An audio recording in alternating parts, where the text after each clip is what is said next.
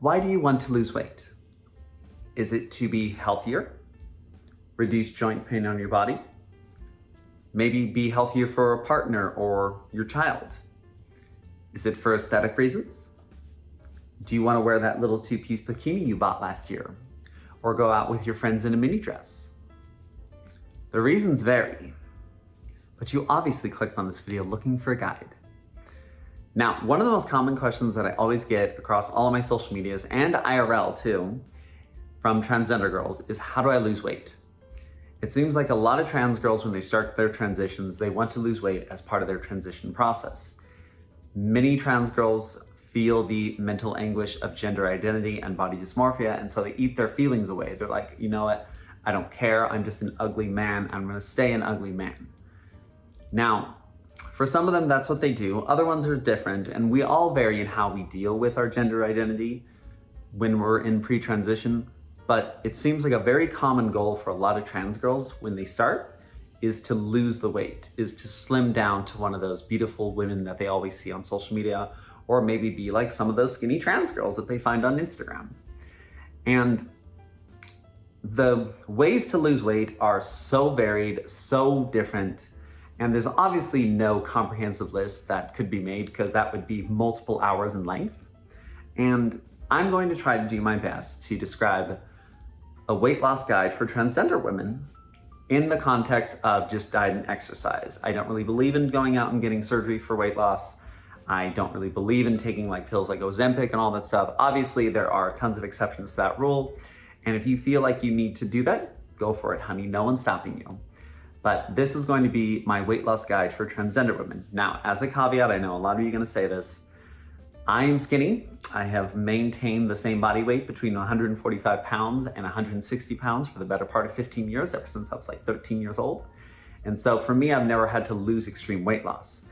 Everything in this video is from talking to my friends who have experienced weight loss, such as this one gentleman that I talked to who lost over 400 pounds. Then I also talked to my friend whose weight has fluctuated, as well as various podcasts, YouTube videos, and articles all discussing weight loss. Now, let's get into the weight loss guide for transgender women. However, please remember to like and subscribe. Hit those comments in the comment section to keep this conversation rolling and to give your thoughts and opinions on weight loss. Hit the notification bell to never miss a video and give us super thanks if you're feeling extra. This is Nikki Chanel, and let's get into the weight loss guide for transgender women.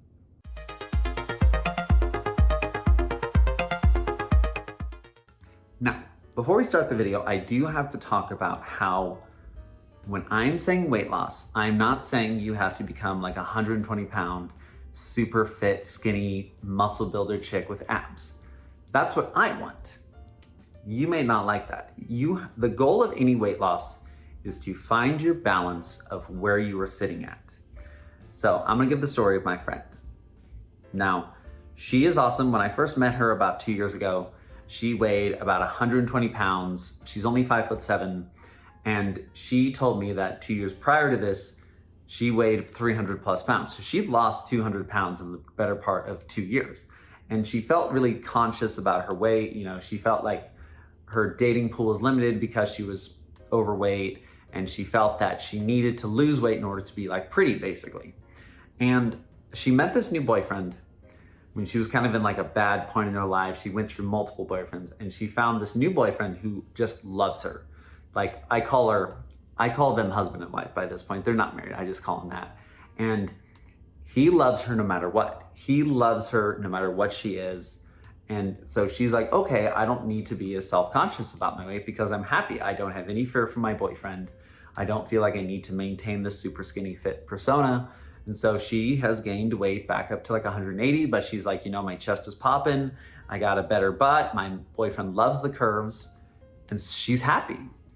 That's the goal of any weight loss, is to be happy in your body.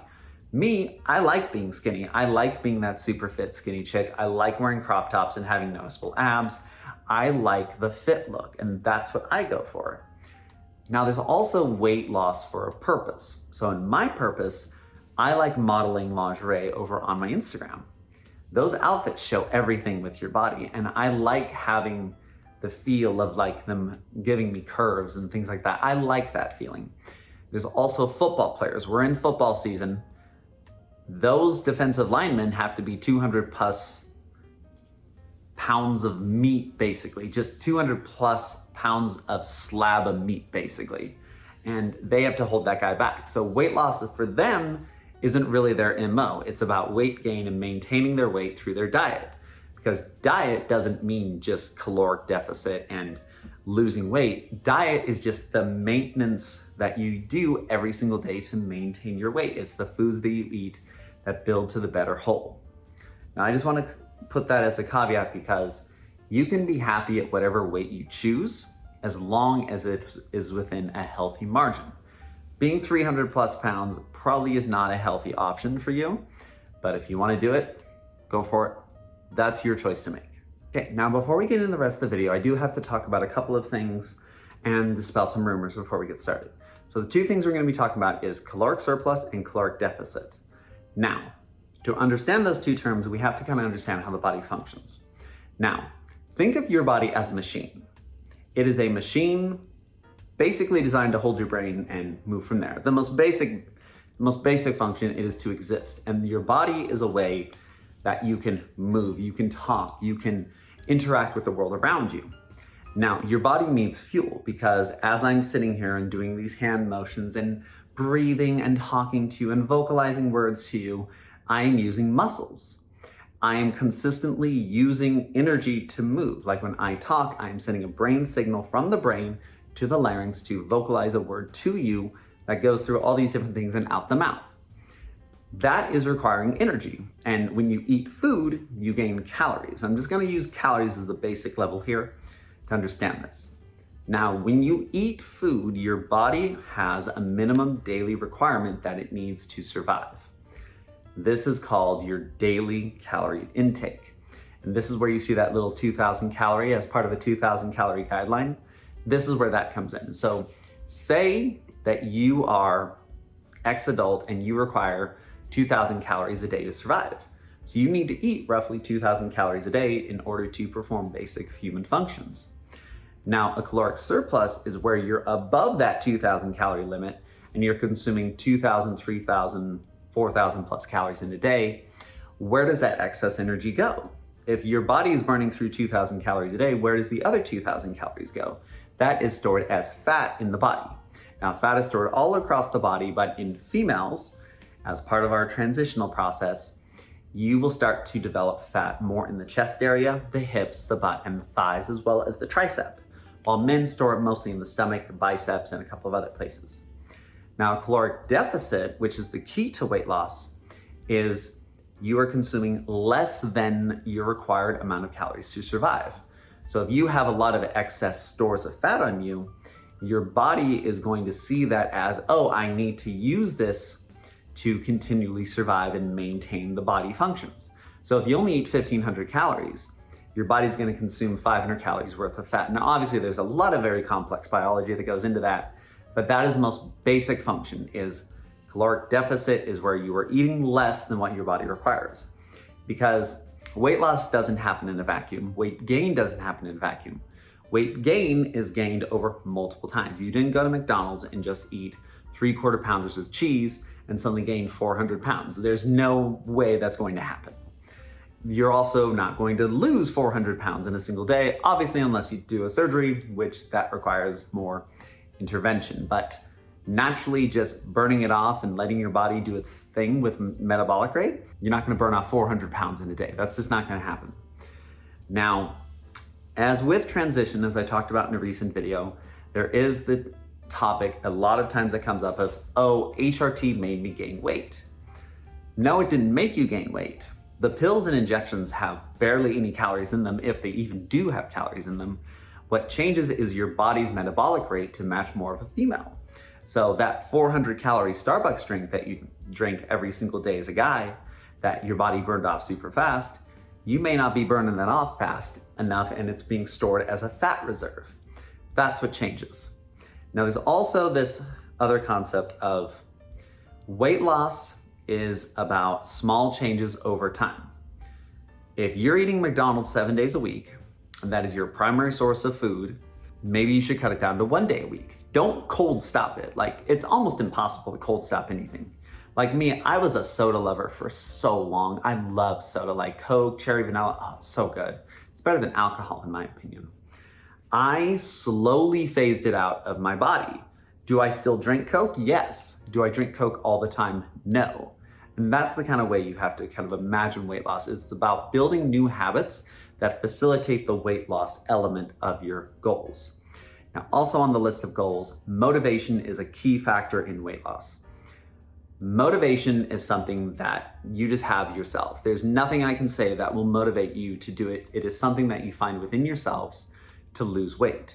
If you are sick of looking in the mirror and seeing excess rolls of fat, or seeing no one like you because you are fat, or like having to drive those little mobility scooters around the store, then yeah, that's motivation to be like, oh, I can lose weight. I can solve this problem. I don't want to get diabetes. I can lose weight. That's where motivation comes from. Now, obviously, there's a lot of other things that are involved with weight loss, but those are our basic things. The differences of caloric deficit, caloric surplus, metabolic rate, and motivation. Now we're going to be talking about fitness as part of this normal trend that you always hear about. The keys to weight loss are diet and exercise. Now, fitness, I'm going to surprise some of you. When I'm saying fitness, I'm not saying that you need to go hop on a treadmill and run 5 miles every single day. I can't do that. And I am a pretty good runner by this point, but running 5 miles every single day on a treadmill, I would go insane doing that. What I'm saying with fitness is to just move your body. Now, moving your body can take the form of 2 types of exercises: cardiovascular exercises and strength training. Now, cardiovascular exercises, shortened down to cardio, is that treadmill run, is that going out and going for a walk. That is moving your system around. That is allowing blood flow in your cardiovascular system to hit the rest of your body, because when you're running, your heart is pumping more blood and more oxygen to get to the muscles. Like, you're using more energy to run than you are just walking. And so that's what the cardiovascular is to stimulate that more intense heart rate so you can burn off fat.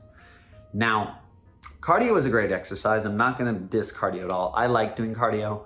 Just cardio is not everything. And you can lose weight through cardio. There's a lot of science out there to prove that you can lose weight just through cardio alone. But what I'm saying is that the best form of fitness for weight loss is to combine cardio with strength training. Now, what is strength training? That is bicep curls, that is leg presses, that is tricep presses, that is chest presses. That is every single form of strength exercise that you can think of. Lifting a box is considered strength training. Lifting your child is considered strength training. Those 2 working in tandem are amazing fat burners, because one of the things that you'll notice as you lose fat is your muscles will also atrophy sometimes, because you are eating less, your muscles are not moving as much as a weight, so they're going to slim down. Now, when this comes, you want to have the strength training to keep those muscles strong, to keep that body still functioning really strong. Now, I know a lot of trans girls are very afraid of strength training. Strength training is good for you. It helps your body move. It helps daily activities be a lot better. For me, I work at a grocery store as a stocker. I am stocking food and stocking ice. That is what my job is. I am carrying and moving heavy stuff all the time. And so I started strength training at my gym to make that job easier, and it has gotten a lot easier, I will say that. But the cardio and the strength training is the 2 key terms of fitness. Now, obviously, there's a ton of other things that go into this, such as I was listening to a podcast today talking about when you're fidgeting or like shivering, you're actually burning a lot of calories. When you're sleeping, you're burning calories. I am saying that if you're brand new at doing fitness or anything like that, you don't have to go to the gym and run 5 miles every single day. Maybe go for a walk. Maybe tell your partner, hey, do you want to go for a walk around the park? Sure, because you're burning calories. You are engaging in mental exercise. You are talking with your friend while walking. Weight loss is a journey best taken with others around you, because then you can self-motivate each other to succeed. That's what I'm saying. Strength training and cardio working in tandem with diet and exercise will lead you to good results. It will just take time. So now we're going to be talking about the diet portion of diet and exercise. Now, there's a couple of things that I have to talk about first, is that good food, good healthy food should not taste bad. Good healthy food should not be expensive. Good healthy food should be hitting your macros. And you don't have to avoid certain foods just because you're on a diet, because being on a diet is the make or break for any good weight loss plan. As the old saying go, abs are made in the kitchen, ab loss is also in the kitchen too. So at the first one, good food should not have to taste bad. If you're out there just eating boring freaking food, you can eat boring food as much as you want. Like there's a couple of foods that I eat that are pretty boring. Like I like prunes, for example, but I also love Tabasco. You can spice up food. You can make it taste good. Like healthy food shouldn't taste bad in my opinion, because then it's like, why am I eating this? There's a lot of great salad recipes out there. There's a lot of great basil chicken recipes out there. There's so many ways to eat healthy food that if you're just eating bland, boring food, look up some recipes on Pinterest, honey. There's a million out there. And also, this is where I'm gonna kind of bash organic food for a little bit. Organic food is not necessarily bad. But my problem with organic food is it's really expensive compared to the rest of the foods. So for example, if you go to any grocery store and you look at black beans that are like 99 cents versus organic black beans that are $1.29, you look at the label on them, they're almost exactly the same. Why is the organic one more expensive? Some would say that's just a marketing ploy. Others would say that that's more of a organic, sustainable farming practice. When in weight loss, your body doesn't care about how that bean was grown. It cares about the macros. It cares about the calories that it's bringing you. So you can eat the store-bought black beans that are non-organic. Don't feel like you just need to eat like organic and like super specialty foods just to hit your normal macros. I maintain my weight with store-bought products. I maintain my weight with store-bought black beans, store-bought corn. There's nothing organic that I eat actually, because organic food is expensive and I have other needs that money will go to. So that's where I'm just gonna say that really fast. The other thing too is that when you're in the US, in the normal diet, it seems like everything has carbs and sugar in it. This is one of those things that you need to try to limit. Now I'm saying that you don't need to go out there and eat zero carbs. Eating zero carbs is almost impossible. I'm sorry, it is like almost impossible. Everything has carbs in it. Am I saying eat 90 grams of carbs in a day? No. Am I saying if you accidentally eat 20 grams of carbs, should you be worried? No.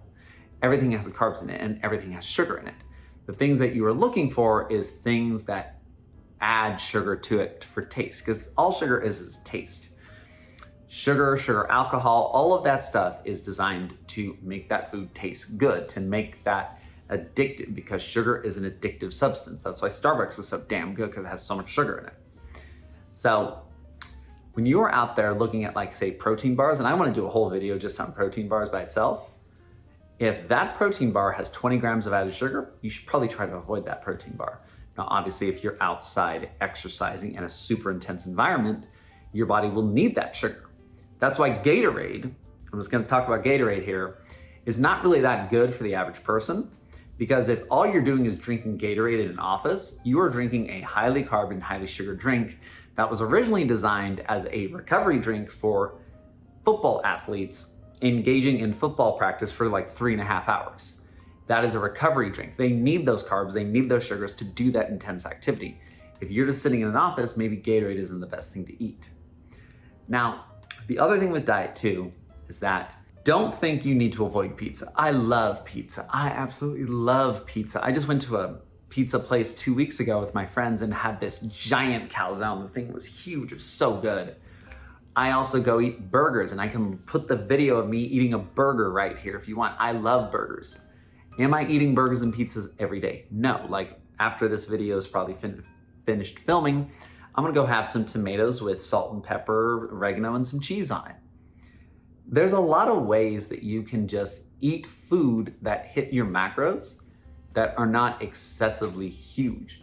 Do I go to McDonald's? No. Do I eat McDonald's if it's given to me? Yes, because it's food.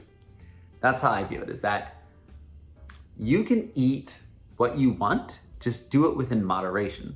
And this is where I'm gonna talk about the Big Mac guy. If you've never heard about the Big Mac guy, I'll link his picture right here. The Big Mac guy literally eats a Big Mac every single day, and he's done this for like the last 40 years or something like that. He is like skinny. He is like straight skinny almost. And he was on the Supersize documentary, and he eats a Big Mac every single day, but he's not overweight, because that's one of his only meals throughout the day. So that proves that a Big Mac may not be the best for you, but if it's like one of the only things you eat, then you can maintain that weight level. Now, obviously, who knows what's going on underneath the chassis, if he has any like diabetes from that Big Mac, or who knows. But what I'm saying is that you can eat the foods you want, just do it within moderation, while also adhering to a caloric deficit if you want to burn off fat.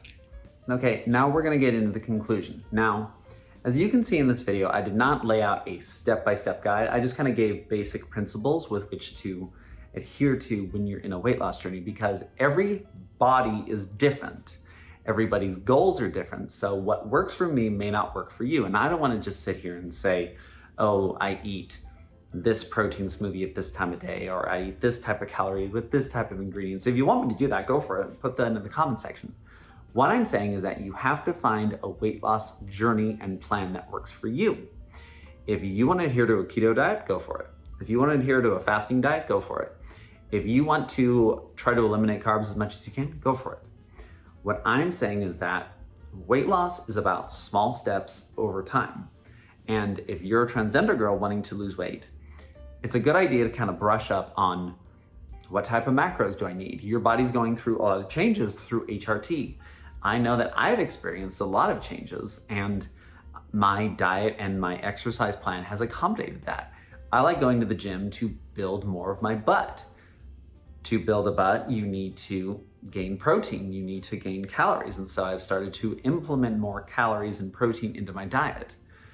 And that's just what that is. Right now, I'm about to go do some filming for my Instagram, and I've been in a very low weight diet, like almost been fasting for like the last 3 hours, drinking just water to adhere to that outfit. Your weight loss goals are your own. Your weight loss journey is your own. If you want to share tips and tricks in the comments, go for it. But this video is just kind of laying out some guidelines, expelling myths, and talking about some of the rumors that happen with weight loss. Don't feel you need to go to the gym and run 5 miles. Don't feel that you need to avoid McDonald's. Don't feel that you need to just be super skinny. You can find a balance weight at 200 pounds. You can go eat the foods you like. It doesn't have to be you adhere to this super rigid structure that you're gonna adhere to every single day, because your motivation may lack. Find what works for you and go from there. Okay, thank you everybody. This has been Nikki Chanel. I'm glad you liked this video if you made it to this section. I am trying to implement more fitness topics into my YouTube channel to talk about kind of this niche thing about transgender and fitness that is not really well talked about sometimes. And so please give me your comments in the comment section about what I did right, what I did wrong. I love reading them. I love improving my videos. I am on the grind to 5,000 subscribers, so please hit the like and subscribe button. It helps me immensely. It helps me know what videos are popular and what content to bring forward. Now, thank you all. Please like and subscribe. Hit those comments in the comment section. Hit the notification bell to never miss a video, and give us super thanks if you're feeling extra. This has been Nikki Chanel, and I will see you on the next video. Bye, honeys.